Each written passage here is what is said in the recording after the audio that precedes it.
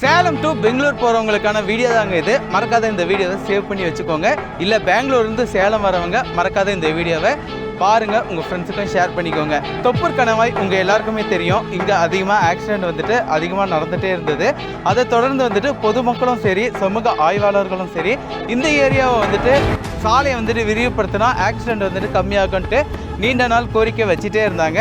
நிறைய டைம் அது மாறி கரெக்டாக அந்த ரோடு விரிவாக்க பணிகள் தொடராத இருந்தது.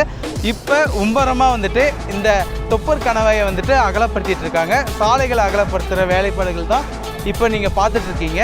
இது முன்முயற்சியாக யார் எடுத்து செஞ்சாங்க அப்படின்றத தகவல் உங்களுக்கு தெரிஞ்சால் கமெண்ட் செக்ஷனில் கமெண்ட் பண்ணுங்கள். இப்போ இந்த சாலை பகுதிகள் விரிவுபடுத்திட்டு இருக்காங்க.